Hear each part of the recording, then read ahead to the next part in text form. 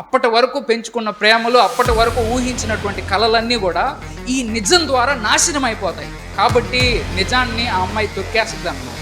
అబద్ధంలోనే ఆనందిస్తాం. ఉదాహరణకి వాళ్ళు సైంటిఫిక్గా ఇక్కడ గాలి లేదు, వ్యాక్యూమే ఉంది అని చెప్పడానికి, ఇక్కడ శూన్యం ఉంది అని చెప్పడానికి ఆధారాలు చూపిస్తారు. కానీ దేవుడు లేడు అని చెప్పడానికి ఆధారాలు ఉండవు, కానీ నమ్మేస్తారు. ఎందుకని? నా మతమే రైటు, అవతల మతం తప్పు అని అనుకోకూడదు. నా మతం ఎందుకు రైటో తెలుసుకోవాలి, అవతల మతం కూడా ఎందుకు రాంగో కూడా తెలుసుకోవాలి. వాడేం చెప్తున్నాడో కూడా వినాలన్నమాట. ఇట్లా మనకు నచ్చినవి లైకులు కొడతా ఉంటే ఆల్గారిథం కూడా మనకు నచ్చినవి చూపిస్తూ ఉంటారు. అప్పుడు కూడా మనం పప్పులో కాలేసే అవకాశం ఉంటుంది. మనల్ని మనం ప్రశ్నలు అడుగుకుంటే మనం నిజంగా గుడ్డి నమ్మకాలు నమ్ముతున్నావా, అబద్ధాలు నమ్ముతున్నావా, మూఢనమ్మకాలు నమ్ముతున్నావా, నిజాన్ని నమ్ముతున్నావా అనేది అర్థమైపోద్దాం.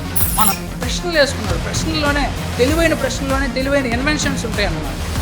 ఇంటలెక్చువల్ హ్యూమిలిటీ, తెలివితోనే ఉండాలి కానీ వినయంగా ఉండాలి. ఎందుకంటే కష్టపడడం కష్టంగా అనిపిస్తుంది కాబట్టి, వాళ్ళకి సుఖాన్ని ఇచ్చేది అబద్ధమే కాబట్టి అబద్ధంలోనే వాళ్ళు మునిగిపోయి ఉంటారు అన్నమాట.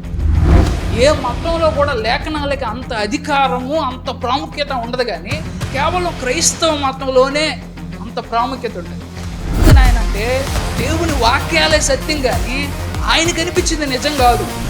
లేకపోతే గర్వంతో నాదే రైట్ అని నేను అనుకుంటున్నానా, అవతల ప్రశ్న అడిగితే చెప్పగలిగే అంత ఉందా నేను నమ్మిన నమ్మకానికి?